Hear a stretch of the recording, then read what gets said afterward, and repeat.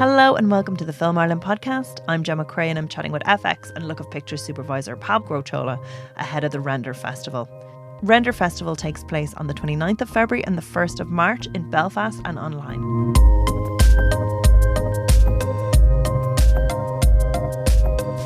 Okay, so thank you so much for chatting with us. You've such an interesting CV. I'd love to talk to you about how you went from fine arts into into VFX. Like, I mean, it is a natural artistic endeavor, but there's a whole lot of technical nuance and understanding. Yeah, it was a weird transition in the sense that when I was starting out in visual effects wasn't really a career as such. I mean, it was just about like starting. So that was just 1999. I graduated from art school, and the first question I had to myself was, how am I going to make money? Right? How am I going to support? I knew I wanted a family, and I was really worried about that. So, and this whole kind of computers and art thing was just about starting out.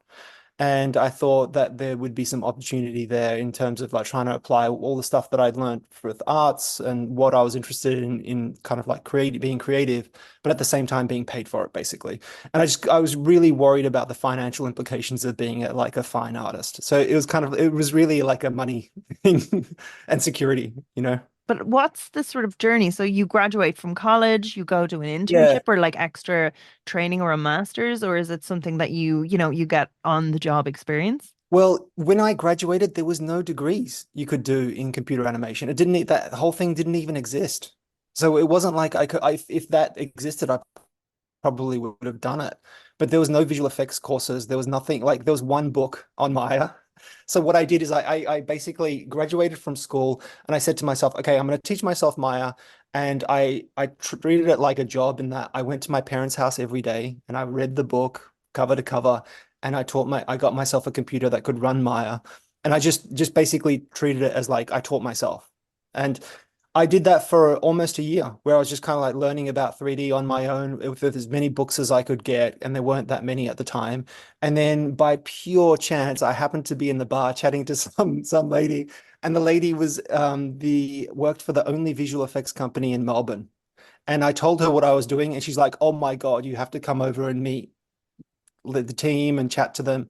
And I basically worked as a kind of like free kind of like internship, but worked for free for 3 months as like an intern at that company. And that's how I got started. God, that's such a like a fortuitous meeting. Like I'm sure It's you weren't right. like hanging out It's so there every day. yeah. It's totally like I'm not one to believe in this kind of like whole destiny or fate thing, but like that was such an amazingly lucky meeting.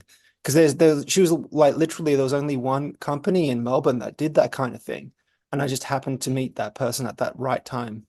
And I'm interested because I think like okay, visual arts is one element. And would you have found when you were, doing that as an undergrad, you were drawn to specific elements of it that would feed into VFX? Like would you have sculpted? Would you have been more of a painter?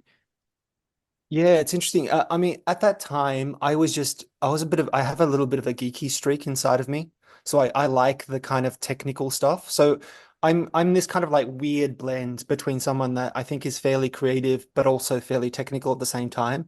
And I like the technical stuff because it opens up the possibilities of doing more interesting creative things. When you're in high school, you're kind of like learning about math, and it's like, oh, there's a train going at this certain speed, and blah blah blah blah blah. What is the result? And you're like, when will this ever be applicable to my life? And I just found that whole way of learning totally like a turn off. But when it comes to learning about mathematics and physics as it relates to me being able to do something creative with it, then I'm all in because I can see the application, right? Because doing creative stuff is something I want to do, and learning the technical stuff helps me to do that. Then I will learn it 100%, and I'm fascinated by it. So yeah, I'm kind of like this weird balance where I kind of like enjoy the creative stuff, but there wasn't anything really specific about the CG stuff that tied into my visual aesthetic from college, from university. Is more the appeal of like, oh my God, I could do so many cool, interesting visual things with this, and that idea I found fascinating. And bear with me, this is sort of a strange question. I'm always interested in people that excel like to a world level and in specific fields that are just maybe like difficult. Like it would be very difficult to explain your job to someone who's just sat down and doesn't understand it. And I do think like it sounds like you've a natural aptitude, and then, understand that creativeness in like achieving a look and a space. And I'm just wondering, do you feel like there's a way that you process information naturally? Like you were saying, like you weren't really into maths, but actually then when you could really see the application of the maths, your brain started to click in and go, "Oh, I'm really enjoying this now." Do you feel like there's something like in the way that you understand things that makes it easier to like imagine in 3D, or to picture like what something will look like when it finishes? Well, first thing to say is I don't think there's anything particularly exceptional about me at all. The only thing that I would say that I think I have a more natural tendency to do than most other people is I really, really enjoy trying to understand how things work.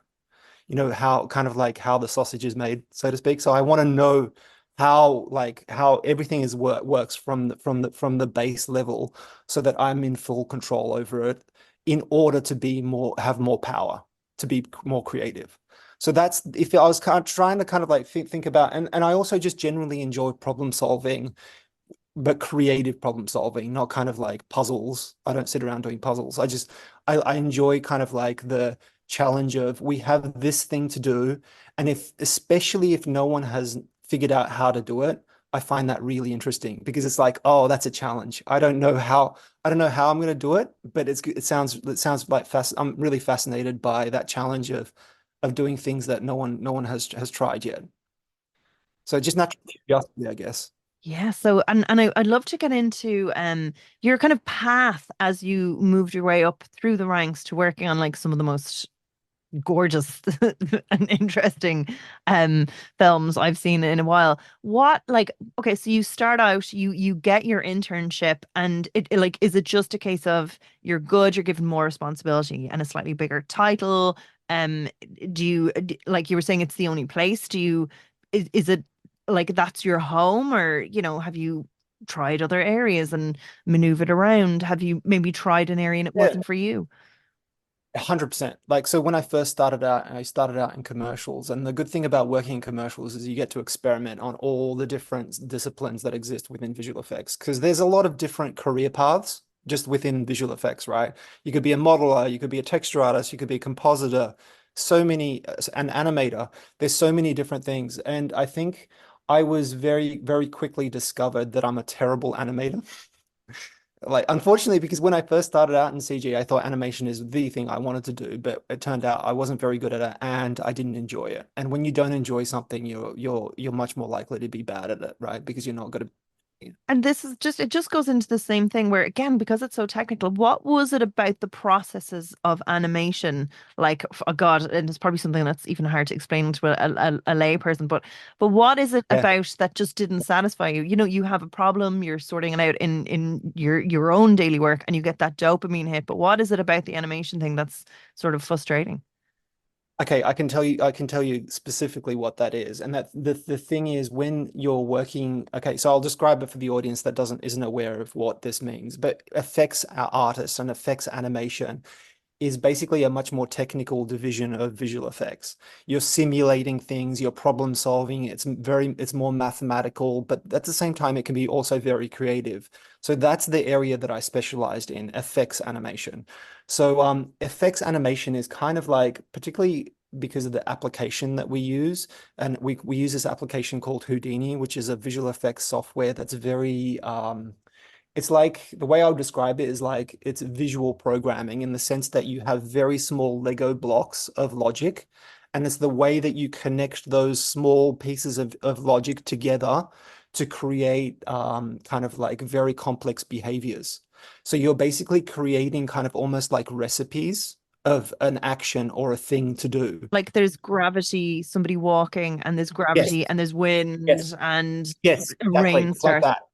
Yeah, but it's even on a much more granular level in the sense that there is a node that creates a sphere, and then I connect that node, and the next node, and when I say node, I mean the next piece of information that tells it to do something is it might move the sphere, and then after that it might break the sphere, and then after that, so you can create these really long chains of instructions. And I find that really interesting because it's almost like you're cooking in the sense that you're putting together little bits of like recipes, little ingredients, and then you cook them together. And the cooking process is the simulation that happens.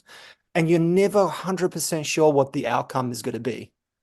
It's always a surprise. Like it's always kind of like interesting. It's like, oh, I'm not 100. I think if I add a little bit of this ingredient and a little bit of this ingredient, it might create this behavior, but you're never 100% sure. And I love that ambiguity. The ambiguity of not knowing what the final outcome is going to be kind of like ties into a more kind of like artistic part of my brain that loves the gray areas. Do you see what I mean? Yeah. Whereas with animation, it's very direct. It's like the behavior is this. I'm moving my arm here, and it's very done by hand. And then if you want to change it, you got to do it again by hand. It's very manual. It's very repetitive. So it appeals to a different way of thinking. It's like it's the way of thinking of like drawing directly onto a piece of paper versus creating a recipe and not knowing what you're going to get and being interested in tweaking the recipe to get a slightly different flavor and experimenting with different flavors to get something you might not have expected. It's all very kind of, it's a more abstract way of kind of like working. And if someone put a gun to your head, like, and said, "Okay, well, look, not the stick, the carrot." If someone is like, "We're going to pay you like a disgusting amount of money, Yeah. to like a ridiculous amount to do like a big long animation project," would you like be able to do it, or like, and kind of like knuckle down and get it across the line, or would you just be like, "Ugh, Well, no"? it depends on how long and it also like if I'm not enjoying something, I can't do it. Like I mean, there's a lot of things that I'm not, don't get me wrong, there's a lot of things in my work that I don't enjoy that I have to just muscle through. But if we're talking about like an extended long project where I'm doing something that I don't enjoy, I think I would feel bad because I'm not going to do a good job at it and I wouldn't want to to inflict that on the project. I feel bad that you don't want me to animate because that's not gonna end well. So I would just feel bad that I would be put in that position for the out because the outcome is not going to be great. That's the main thing. Because it's important to feel like you're contributing something that you think is worthwhile. I think that if you don't feel that way, it's kind of like I wouldn't stick around for very long. Wow, and it's such an interesting area. So when like just say when you first started, you were familiar with the software and you got your job in there, were you shadowing people quite a bit? Were you given kind of smaller tasks to do? Yeah. How did it Yeah. like evolve from there? Oh, I think when you first start out, you're just kind of like observing what other people are doing and just trying to take in um, how it all works. It takes such a long time to really feel comfortable. I mean, there's this whole thing of imposter syndrome, right? I had imposter syndrome for probably the first 10 years of my career. I'm not kidding. I just felt like I was this outsider because I'd come in from a fine arts degree. I didn't have any formal training in it. I was just kind of like winging it and trying to understand it all by myself and figure it all out. And a lot of people that I was working with at that time when I was in London had come from degrees from Bournemouth, where they were specifically learning, visual effects. That kind of thing didn't exist in Australia. So it was very much like a case of me trying to kind of find a new identity for myself almost. God, because it's so technical as well. Oh, and okay, It so is. Yeah. yeah. Um, and so like okay, so it was sort of money that drew you to the area, and then it was sort of a graw for the work that brought you up through the ranks. Talk to me about what it takes. Like I know here we have it's almost like to get from this role to this role in just say on set for crew, you have to fill a bunch of criteria and have experience there. Is there something like that in the VFX world? And is it specific training that you're given, or is it like responsibility? Like how do you sort of maneuver to get that promotion or to get on the big gig? Or do you just have to do fabulous work all the time? Well, I think when you're starting out, it's a case, the first thing you should be doing is figuring out what it is you're passionate about and what do you enjoy doing, because that's the thing that you got to probably be good at. And being good at that thing is probably the most important thing if you're interested in kind of like progressing in your career, right? So if you can figure out what that thing is that you enjoy and what you're passionate about, then it's a case of just trying to like work within the people in the company that do that thing and being mentored by them and trying to understand what it is about their work that makes them really good and try and kind of like develop a relationship with them and have them check your work and kind of like just collaborate with them as much as possible. I mean, the really cool thing about working for a big studio is that you can start off in a certain position and then you can move within the studio. You can move to where you ultimately want to be. So if I was to give like a piece of advice for someone that's starting out, would be like just try and get that first job, even if it's not your ideal position. So long as the company that you're working for, if you can go into that with that first position, give it your all, but then make it clear with them that, hey, I'm really kind of interested in this other area. Could you give me a chance? I think it's very common for people to move within like the studio to different positions and ultimately get to the position that they want to be. That definitely happened with me. I kind of like, like I said, I started out doing commercial stuff, but then I went in and I very quickly realized that effects animation is where I wanted to be. And the company I was working for in London at the time I was lucky enough for that they really mentored me and helped me to get to that. So they trained you all the way up and then sent you off to. Well, yeah, I think it's very common for people to move around. It's not like this whole thing, like especially with our generation, like the whole gig economy. Unfortunately, it's becoming more and more common that people start off in one company and they move to another. And moving around at the beginning of your career makes a lot of sense because you kind of got to get pay jumps, if you move around. It's much more kind of like and then later on in your career, I think it makes sense to settle down a little bit so that you can stay in the one company and then build a career within that company and progress within that company. Because when a company's hiring the really top positions, they're always going to be hiring within the company, right? So it makes sense at the beginning to jump around them, but then later on in your career to settle down with the one company. Of course. And you were saying that okay, so you were doing commercials in London. And then is there much of a difference in the ecosystem? Like, I mean, I know that it's sort of like commercials you were saying is a different bag, but is there like even say work practices? Like if you were, in France, say you would not be working late hours and like and is there different kind of cultural things where you're like actually in London, I don't know this. I'm just kind of giving an example, like, you're expected to work like insanely long hours coming up to a deadline, but then can take loads of time off.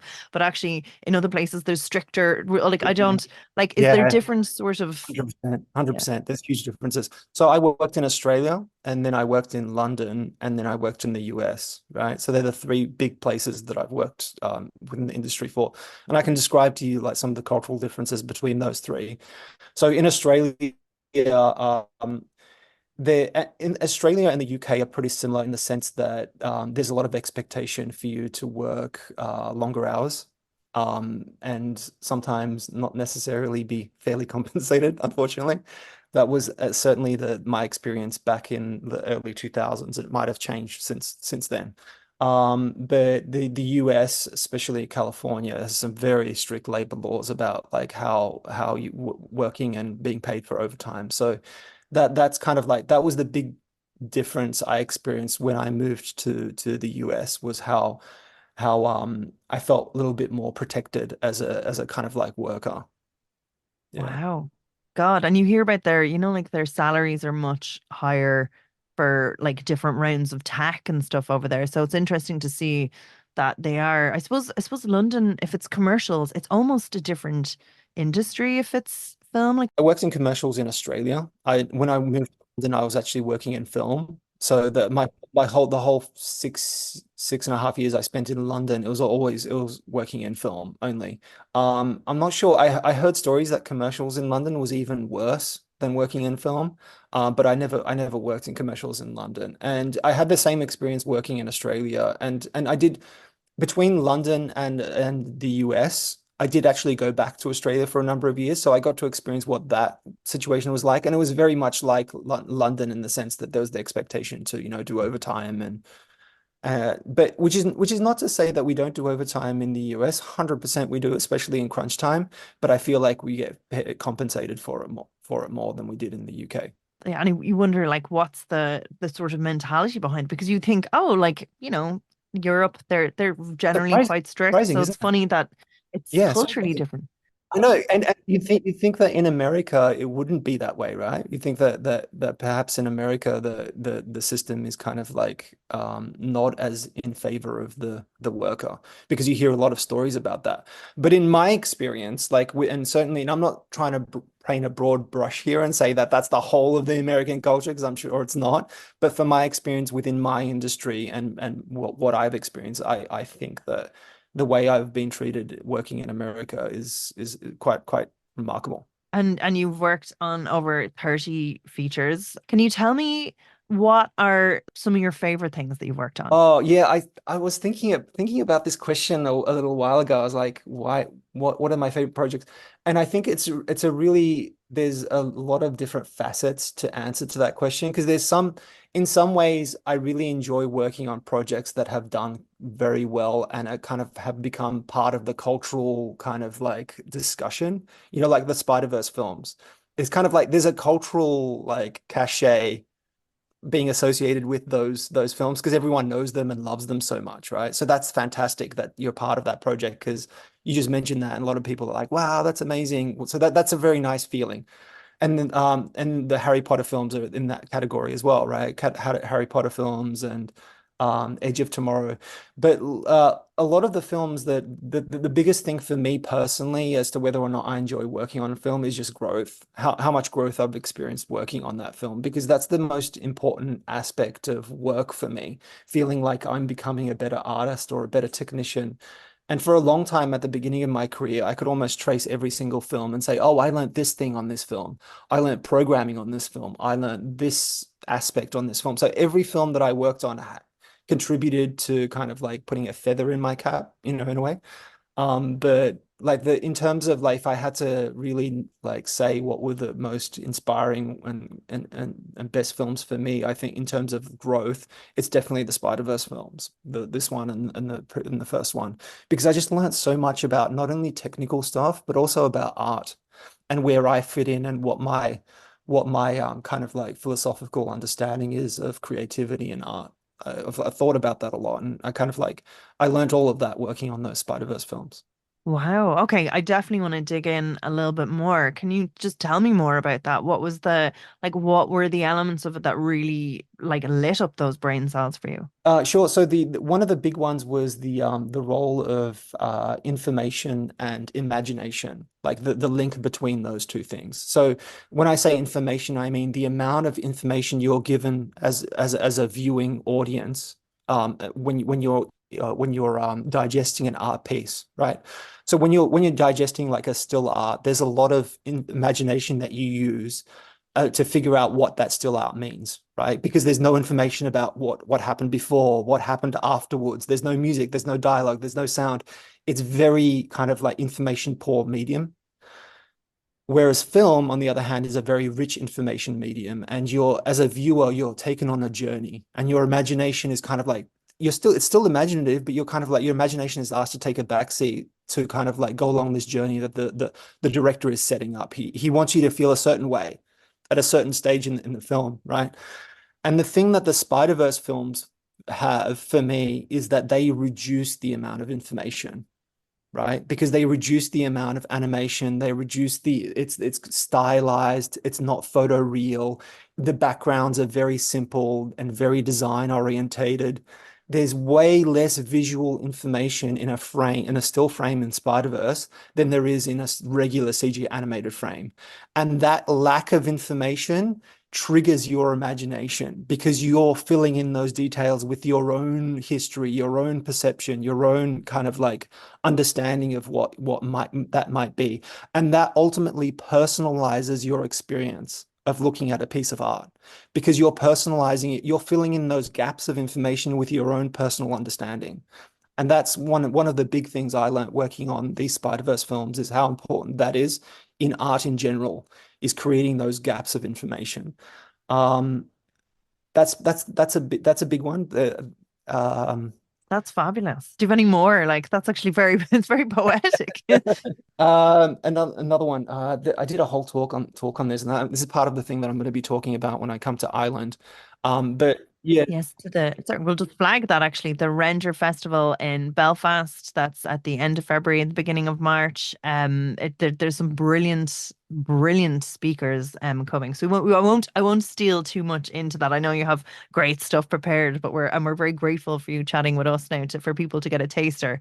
But yeah, tickets are available to buy online. So and we'll have links and a description in the bio as well. cool, cool. Yeah, and I guess I won't talk too much more about it because, like you're saying, I will be discussing this in detail in Yeah. the festival. But the other one would be the role of line work in art, and how line work plays such an important role in triggering an imaginative response in the viewer. Because there's kind of like there's different styles of line work and in drawing, and this is all links back to my kind of fine arts history where depending on the kind of line work you make, you can trigger more or less an imaginative response within the viewer. Wow. God, that sounds incredible. Um It's and really fun. I'm just interested to how your like how your relationship is. So you're working on films. Are you always working with like the same team? Like you come as a package and you're generally working on the same things but with different projects and a different director? Or like is it sort of like fresh or different on every other one? It's generally different on every project. I mean, the Spider-Verse films are unique in that sense that we've got, I'm working with the same art directors and often the same director, and obviously Chris and Phil being the executive producers. But generally throughout my career, every project is like you're coming together as a team, as a new team, and and sometimes you work with the similar people that you've worked with on different shows, but generally speaking, it's a new team every time. So you kind of have to you have to understand each other's like language, like because what way people describe things, like when you're transitioning from a verbal kind of like based description of language into a visual one, that's a very difficult thing to do. And it takes some time to understand what people like, that translation, make sure that you're translating in your own head in the same way that the person is describing. And the cool thing about working on the Spider-Verse films is working with people like Patrick O'Keefe and Justin Thompson, and is that those guys, like I've worked on a few projects with them now, so I think I'm starting to understand what they mean when they describe things. But that's the cool thing about working with people like time again on multiple shows, that you start to kind of like use shorthand because you can understand what they're talking about. And is it a case of trial and error when you're conducting things? Like, do you ever spend loads and loads of time like creating something and it's not the right Oh, all thing the and time. it's bend or anything? Oh no. All the time. Yeah, it happens all the time. And it's a lot of the time it's because you're just trying to discover what it is that you're after. It's like, how do I describe it? It's like you're kind of like mining for gold, and sometimes you're just digging in the wrong direction. And it's not because it's anyone's fault. It's just that no one's really sure what it should be. And it's sometimes you just have to present something to trigger a kind of like, that's it moment, you know? In someone. And so it's tricky, it's really hard, and that's probably one of the most difficult things about going from fine arts to visual effects, is that when you're working on your own pieces in fine arts, you always kind of like directing that yourself, right? You're the one that's navigating that. But when you're collaborating with another team, it can be difficult to invest a lot of creativity in one thing and then find out actually no, it was never this, and you have to abandon that and start again. But that's all just part of the process. Yeah, that's so interesting. And have you ever thought about doing your own thing? Like, do you have, say, projects on the back burner that you're like, actually, when it's quiet, I'm gonna take a bit of leave and I'm gonna finally get that like that kind of like existential artistic piece going. Yeah. That's like, do you have things like that? Or are you just like, I do not want to go near a computer screen. I just want to go like surf. So I totally have like fine arts projects that I do in the background, and but they're all related to kind of like fine art stuff. But in terms of like having a film or a short film, you hear these stories about like, when you have bands that are very successful musicians, and they're like, we're really successful at this, and they get kind of like this confirmation bias almost, and they feel like, oh, we're really successful at this, therefore it means we could be successful at anything. We can make our own music videos, and they don't appreciate the artistry and the skill that goes into doing another kind of like aspect of like that craft. And I think it's very easy to kind of like become ego driven and think that, oh, I'm really pretty good at this, I could now direct my own film, and without appreciating the completely different skill set that that would take, you know? So I don't for a moment kind of like kid myself that I could be like a director or like go into like a totally different field without first really understanding what that is. But I'm definitely interested in kind of like taking what I've learned about from the visual effects field and applying it more to the fine arts realm.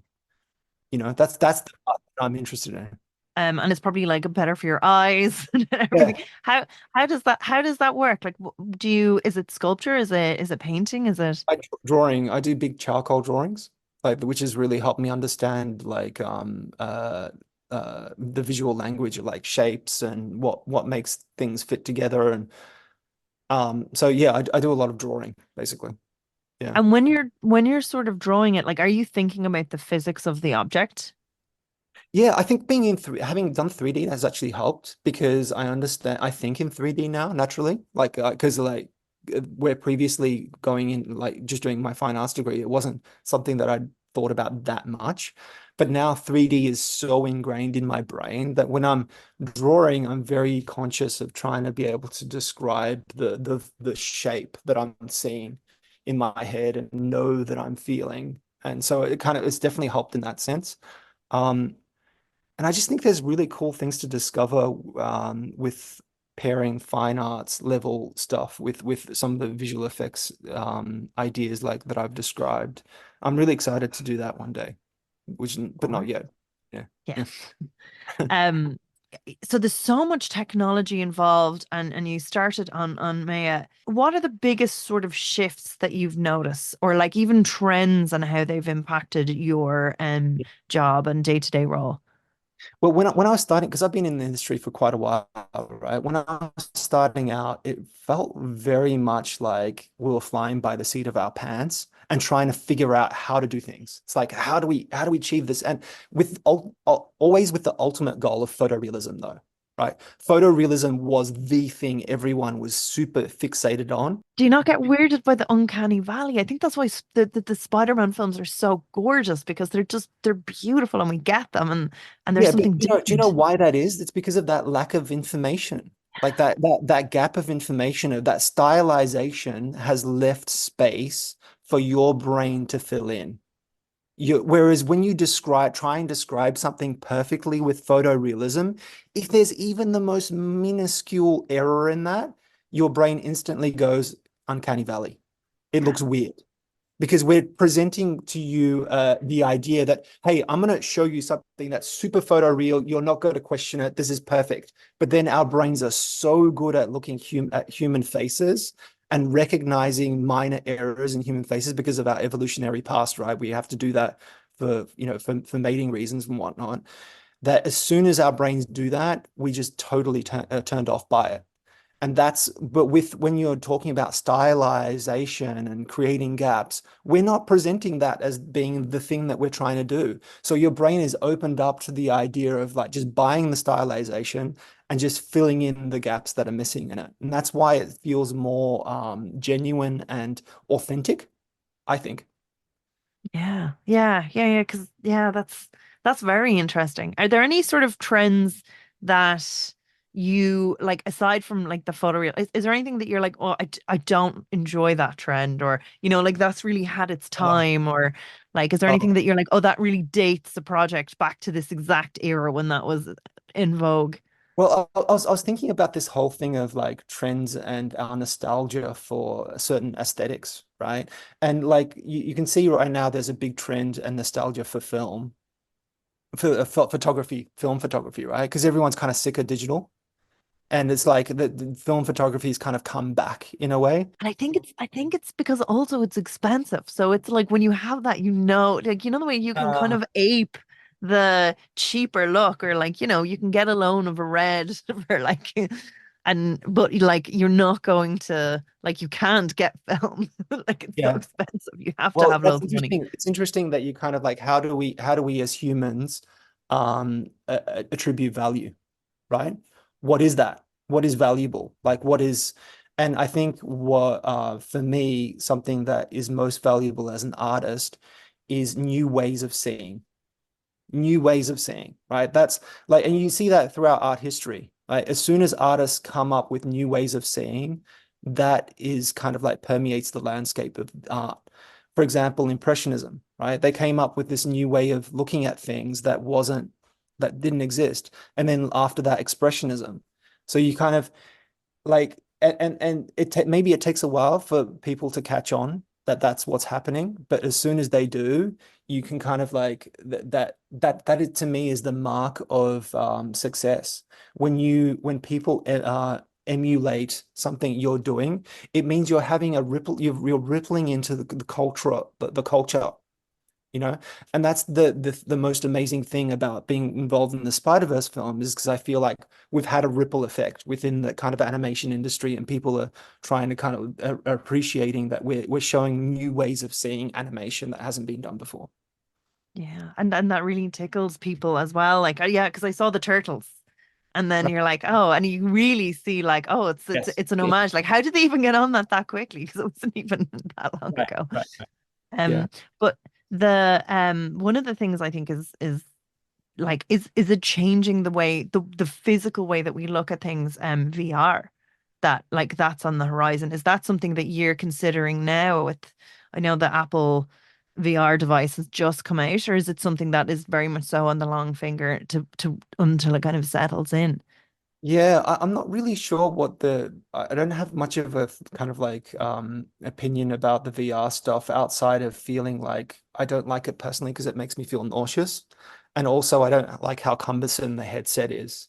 And I think it would be something that I would be interested in if it was kind of like, if it got to a point where it would just be a pair of glasses that I could put on that was very kind of like not obtrusive, and I didn't look like I was scuba diving when I went outside, you know? It's kind of like it's one of those, but I think there's a, like when I have like ex seen it and experimented with, because my son's got a VR headset, there's definitely something there, and kind of something interesting. But I think maybe I'm just a little bit more traditional on that. I like my like art. I like kind of like my artwork in the real world in a frame, or kind of like that kind of like, or on a screen. But yeah, there's definitely something there. When you asked about like what I see as a trend, the first thing that I thought of was the whole AI thing, right? That's what everyone's talking about, and what kind of impact that's going to have on the industry. And I think in some ways I'm kind of excited about it because of what we just discussed about kind of like where we assign, how as humans we assign value to things, right? I think what AI is going to do is it's going to make that whole history of art that we have, a whole section of historical art that we have, it's going to make it very easy to produce, and in a very quick way. And ultimately, that's going to make that feel cheap, right? So that's going to open up the door for more experimental, interesting things, right? Because if we all kind of as humans go, oh, that's so easy to make, that's so cheap, that's kind of like it is going to, it does have the risk of cheapening that all that kind of history behind us, right? So it's got to open the door for really inventive, imaginative artists to show us new ways of seeing. Because AI is incapable of doing anything new. Fundamentally, what it does is it's basically like a really cool synthesis and mixing of all the learning and all the data that's fed into it, right? It can't create anything new by its definition. It's a static model. It's not inventive, like humans are. So I think I'm excited to see as soon as we get to that point where it becomes cheap and like everyone's just like, oh yeah, I could do a cat in on the moon in a photorealistic way, no problem. There's no value in that anymore. What are humans going to do in response? I think that's exciting.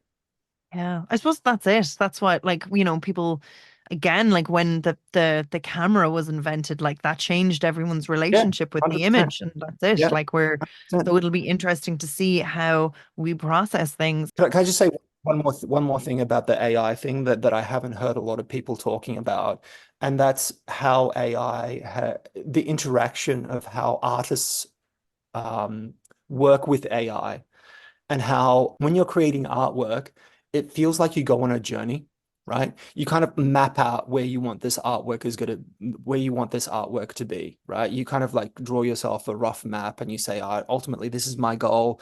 And then you go through, step through it in stages. It's like climbing a mountain. You get to certain milestones and you look back and you think, okay, this is where I've been, this is where I'm going. You keep going on that journey of creating that artwork until you get to that final result. And then you get to that final result, you reflect on your journey and you think about all the things that you've learned and you kind of grow as a result of that, right? Working with AI is so unsatisfying because in working with AI, especially the prompt stuff, it just feels like you're teleported to an ending. You're not going on any journey. You haven't really learned anything. It's just unsatisfying process for an artist. And I think that's something that not a lot of people talk about. Like, and they should, because process is so important.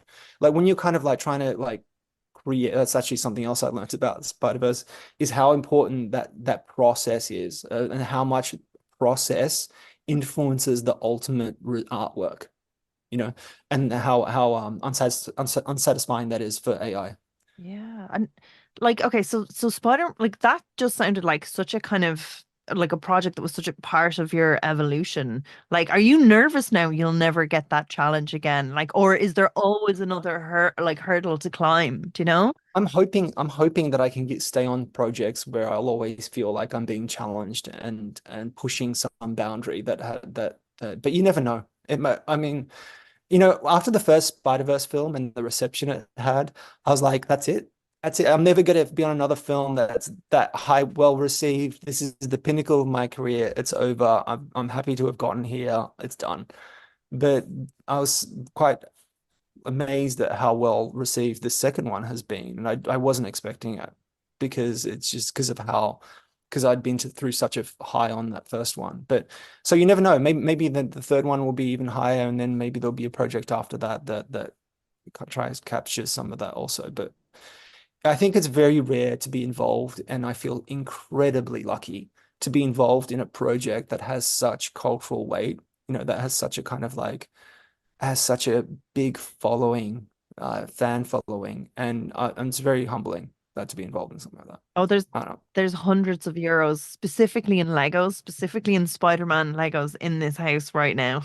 Like it is like everywhere. It's all over the world. Yeah. It's but like that it really kind of speaks to people. Was that like so that was for you, that was the sort of the best moment of your career working on those films, do you think? Or did you have other landmark moments I think that you mentioned? I think earlier in my career, I was very much mixed. It was very much mixed. The actual work itself was mixed with a feeling of insecurity about not being good enough and not being that having that imposter syndrome, and feeling like I'm kind of like not where I should be.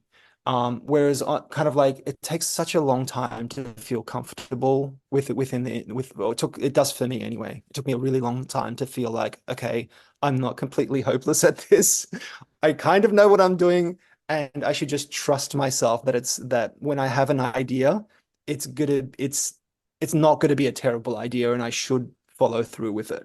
I should kind of like, because I think I have a tendency, I'm quite inventive in a way, and I think my brother's the same, but he's inventive in he's a doctor of physics and he invents in a very scientific field, whereas I'm inventive in a more creative kind of like metaphysical field. So it's kind of like, but trusting yourself and trusting that when you have a gut feeling about where to go somewhere is something that I've learned throughout my career to be more, yeah, to be more trusting of that.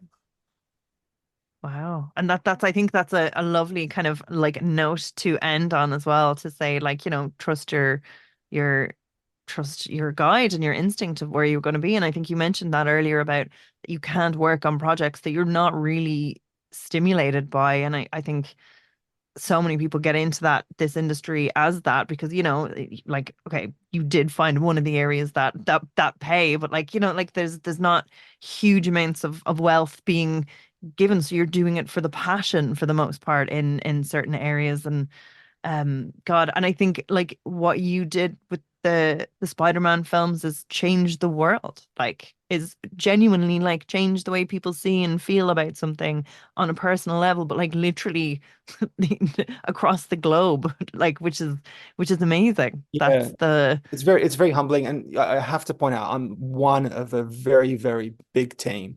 So I don't think my role was that exceptional in that sense, because there's so many people that are so talented across the board. And the thing that made these films so amazing is that it's really high level on all aspects, on music, on dialogue, on voiceover, on kind of like on story. It's like the whole thing is shooting on all cylinders, and I think that that's what people have responded to. and you'll be in Yes, Belfast, so at the end of the month. excited. So if people want to pick your brain in there at that Please. wonderful festival, Yep. definitely do. We'll have the link to the festival where you can get tickets in the description. So thank you so much for chatting with us. Thank you. Thank you. That was just so interesting. My mind is blown now. Thanks, Gemma.